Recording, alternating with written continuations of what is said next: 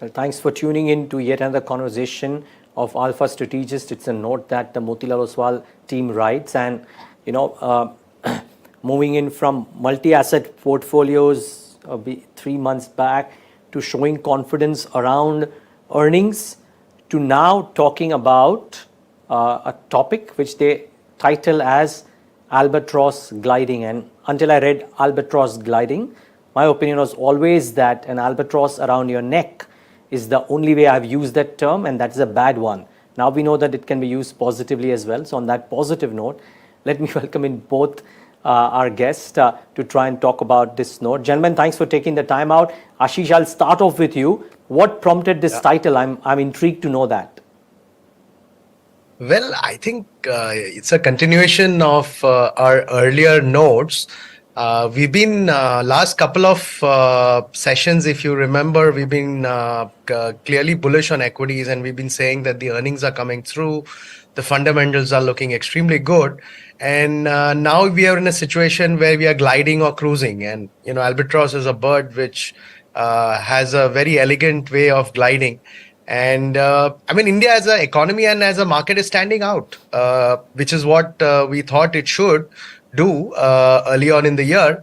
So really good times, and it's being acknowledged by flows as well. One big change, Niraj, is the flows, liquidity which is coming in from foreign investors, and we've seen a gush of liquidity. The numbers look extremely healthy. So so I think it goes with the current mood, sentiment, and what's happening all around us. And that's a telling part too, right? So, Nitin, 10 odd days left for the month, let's say 6-7 odd sessions, but we are already circa 40,000 crores, third month on a trot wherein we are over that number, so to say, assuming that this kind of continues despite Friday's move. What's your sense about that particular aspect? Because something that goes on for a while until it turns, right? At some point of time, we'll see this turning. So look, the way we have often advised our investors is that market corrections are part and parcel of any market, right? And you can expect at any point of time a 10 odd % correction just to come and go. But that's the nature of markets, right? That one has to live with, and that's why equities is such a brilliant asset class to own from a long-term perspective. But here, what we are also saying is, as in addition to whatever Ashish mentioned, is that it is being led by fundamentals, right? So there is no euphoria of the lot that just takes the market into a bubble kind of zone. It is backed by solid earnings growth, backed by fundamentals, and companies getting efficient at cash flow generation as well. Which is why we believe that any opportunity, if we get on a downtrend, will only be a buying opportunity from here on in, as long as your investments go into quality-oriented strategies. Yeah.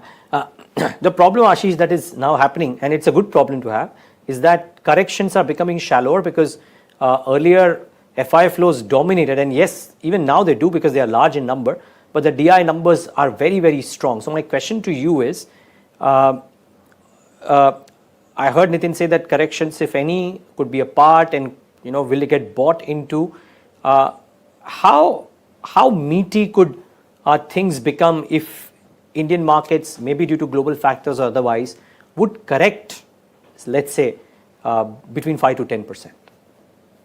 Yeah, so that's a good question. See, obviously it's very difficult to predict levels, but I'm just trying to correlate fundamentals with the kind of levels that we have seen in the past and what is possible in the likely future. Look, what was 16,000 earlier for the Nifty, right? And we had a floor at 16 during the last correction, is now, according to me, 18, right? So you're at 20. So my sense is that the floor is at 10% from here, max. In terms of upside, that's where it gets a little interesting. I believe that 21,000 is par for the course for the Nifty. But if I just correlate what happened in September, October 2021 to where we are today, purely on fundamentals, for the markets to become really expensive, the Nifty has to go to 27,000. right? So that's how I see the market. I mean, typically, just based on fundamentals, the range is somewhere between 18,000 to maybe on the upside. If the market just goes crazy and the flows continue the way they are, you could probably get to 27,000 on the Nifty. But from a risk return trade off point of view, equities are still in your favor in spite of the kind of rise that we have seen in the recent past. And remember, this FII flows that we are seeing, this bunched up flows in the last 3-4 months, are also a function of what happened in the previous 12 months. FIs have been short on, net short on India in terms of flows. So I think there is a little bit of catch up also happening. And the fact that India is one of the few economies where you're seeing economic growth and that translating into corporate profits. Last time, if you remember, we spoke about a hat trick, right? 3 financial years of double-digit growth. And even this year looks like a double-digit growth possibility. Yeah, in fact, I read your note and I realized that it could actually be 6 years. Because I think one of your notes spoke about how 25 and 26 could also have something like that. I think that's what I remember, but maybe I'm wrong. But nevertheless, the point is, and to either of you can kind of take this, is what the flows do is one thing, and what is it that you hear from the ground, both on the domestic side as well as from global investors, is something else. I would love to understand what is it that you guys understand when you talk to people around, because some people that we've interviewed in the last few days have said that we are still not in the euphoria zone, because throughout this rally, people have been saying that, at some point of time we'll correct, let me keep some cash on the sides. Almost every 200, 300 points on the Nifty, people have been talking about, okay, there could be a corrective move coming up. So everybody's not fully in, and therefore it is not a euphoria stage as yet. I'm just trying to understand, how is it that you guys gauge investor sentiment, both local and global? Yeah, so I'll just take that since I speak to a lot of investors and clients. See, what has happened, Niraj, is yes, equities, we've had a correction for almost about 18 months. If you remember, from 2021 September to about March of this calendar year. So as a result, as an asset class, somewhere, it was put on the back burner. The other force was also the fact that fixed income yields went up.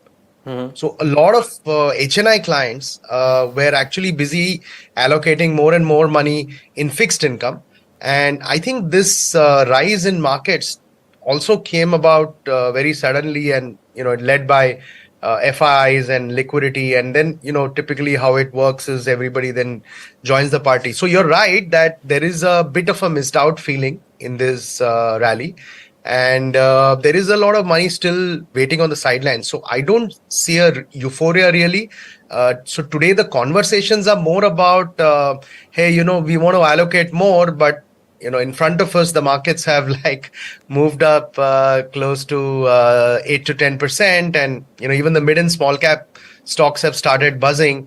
So how do we really go about allocating this capital? Should we do it immediately, or should we do it in a staggered manner?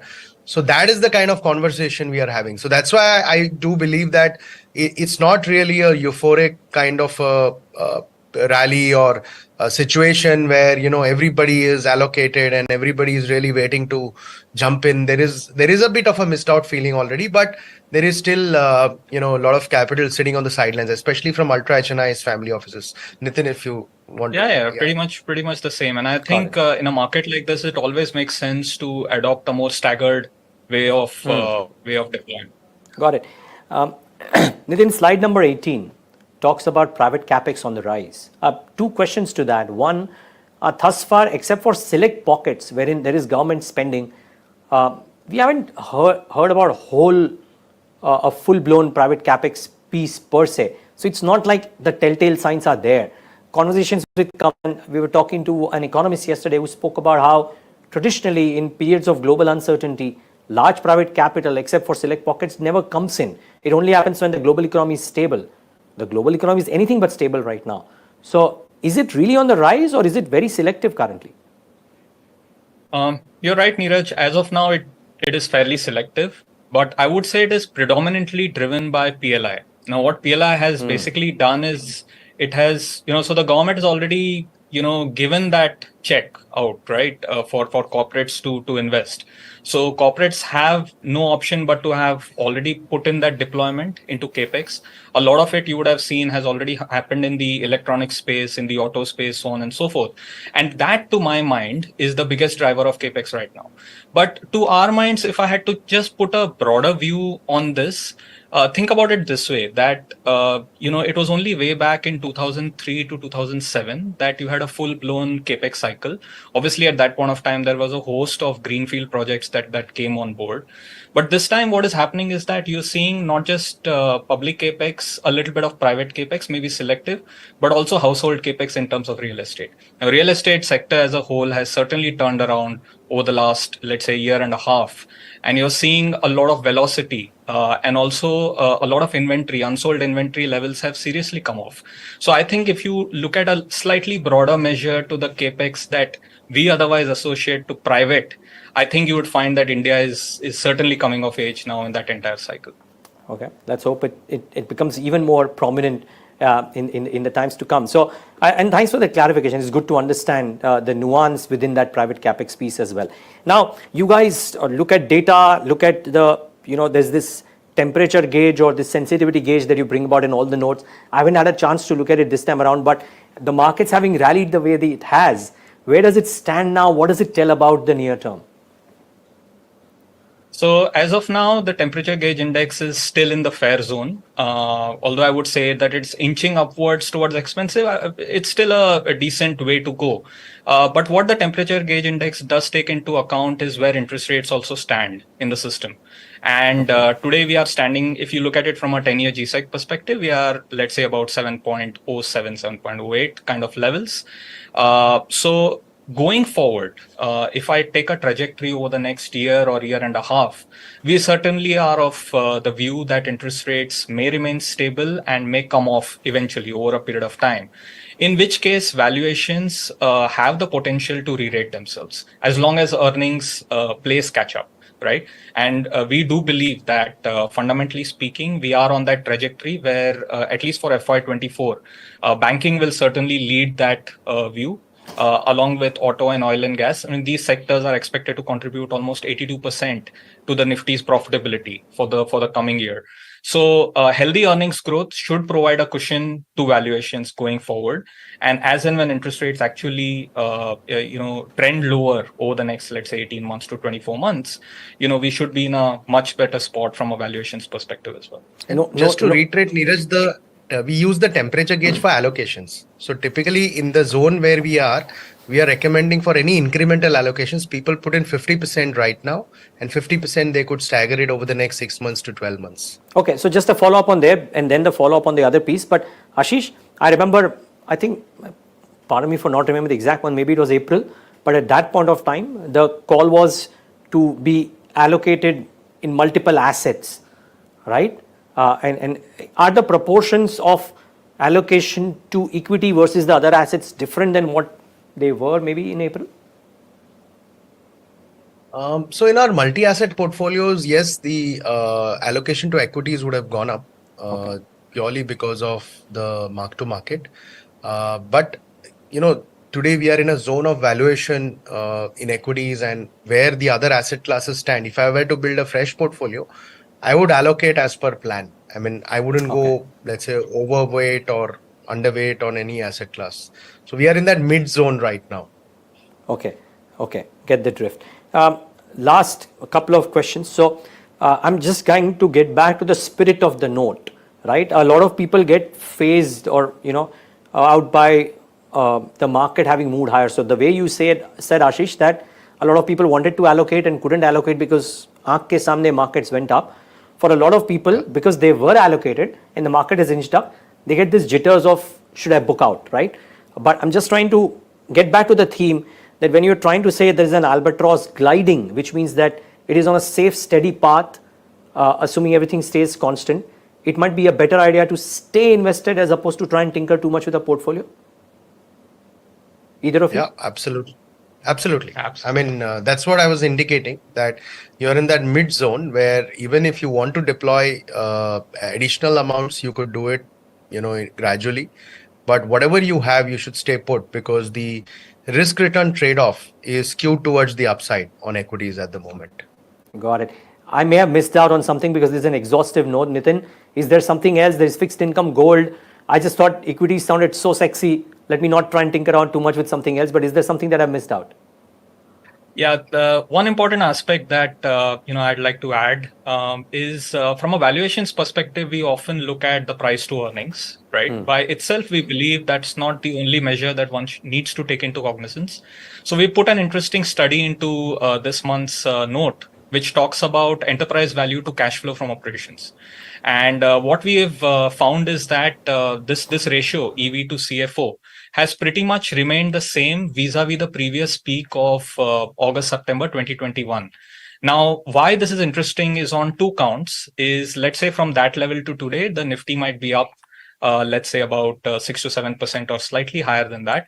This universe that we've taken talks about the top 500 companies X of financials. Now, what we've realized that cash flow from operations has more than kept up pace with the index movement. That's point number one.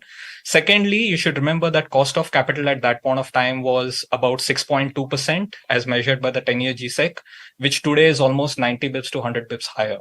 Despite the fact that cost of capital has actually gone up, this ratio of enterprise value to cash flow from operations has remained the same, which tells you that companies have gotten far more efficient. Earnings is the fundamental reason why equity markets are doing well. And in relation to what I mentioned earlier, if cost of capital is likely to trend lower over the next 18 to 24 months, we'll only see this ratio getting better and getting healthier as far as Indian corporates are concerned. If that were not to happen, would this be a peak for the ratio, or can it still get a bit more skewed on the upside? Unlikely to get too skewed because we still see a good drift of earnings growth happening. So yes, even if that number inches up, we do believe that it is far away from any kind of expensive zone at this point of time. Okay. Well, so that statistic plus Ashish saying that if the market were to go crazy, then the number, I don't even want to mention it right now, but could be substantially higher. You know, I'm so enthused to see this because I wrote a column 20 days back saying up ki baar Nifty 50,000, and a lot of people kind of trolled me on Twitter. Now I'm happy to see that I'm actually far conservative when I'm talking about the next decade compared to what the other experts are saying. So thank you, gentlemen, for sharing this wonderful note, giving me one more term in my vocabulary, and for sharing these insights with us. Yeah, thanks, Niraj. Thank you. Always so a pleasure. The pleasure is entirely ours, gentlemen, and viewers. Thanks for tuning in.